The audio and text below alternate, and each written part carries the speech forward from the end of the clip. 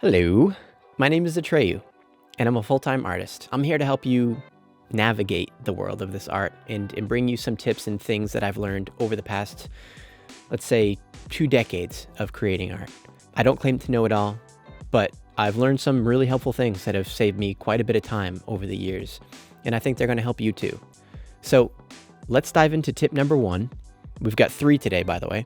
They're powerful, they're simple, and it's something that everyone can use.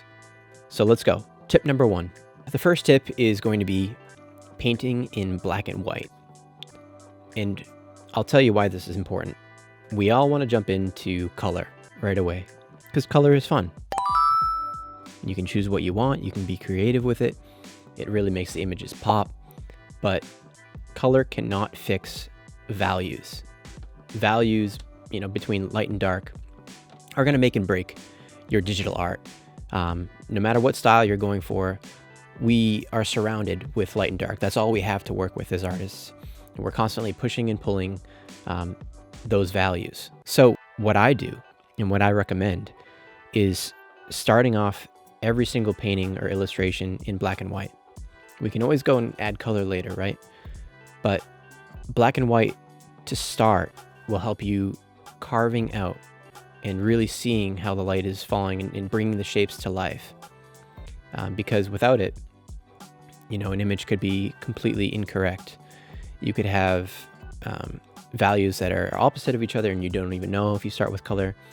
And so when you switch that to black and white, something is going to really feel off. It's going to feel ugly and awkward. So definitely, this is something you can use pretty much with every app. I use Photoshop 2025 myself, but this is what I start with. And you can see here my process and the speed painting that you're seeing over the screen. Number 1 is fun, right? But it's kind of, it's kind of simple. You say, Atreyu, give me something a little bit more to play with. A little bit, something more entertaining, a little bit more deep in thought. Okay, here we go. This one is tip number 2, and it's the clipping mask. Now, what I do is after I've started painting in black and white, I will pick one layer and I will add a clipping mask to it that allows me to paint right over that layer without any sort of overflow.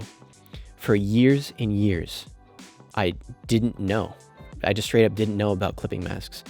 And so I was always trying to be so accurate with how I painted over my first layer, my second layer, my third layer. Constantly zooming in, erasing, making sure the detail was okay. With this, I can guarantee that everything is automatically set up so I don't have to go outside of that layer that I'm specifically focusing on. So now when I combine this with tip number 1, I can pick a flat layer, one layer, and I can start to add value to that specific layer.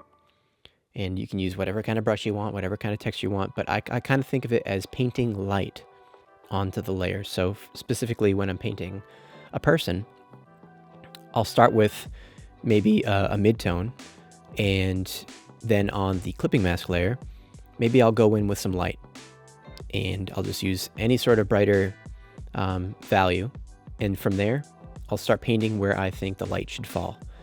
And now you're kind of sculpting without pressure because there's no worry about the overlap. So if you have not used that, try it out. It's going to change your world. Well, we've made it through tip number 1 and 2. No problem. Let's bring in tip number 3. We'll keep this quick. Tip number 3 is flip the canvas often.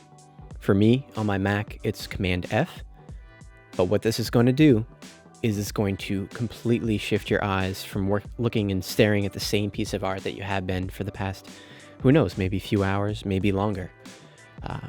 A lot of traditional artists back in the day had to walk away from their art pieces because after staring at it for hours and working on the same things, you start to miss the errors that you might be making while you're painting. So old traditional artists would have to walk away from their canvases because they couldn't just flip it, right? It's not digital. And come back to see what kind of errors they might have made and look at the painting a little bit differently.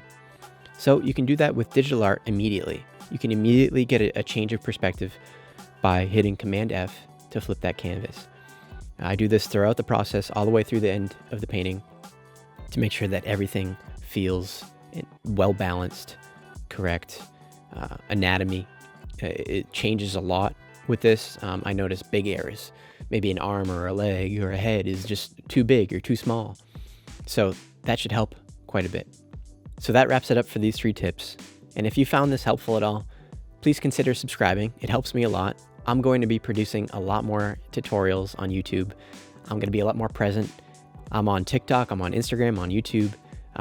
So feel free to follow me on any of those, and I will see you in the next video. Take care.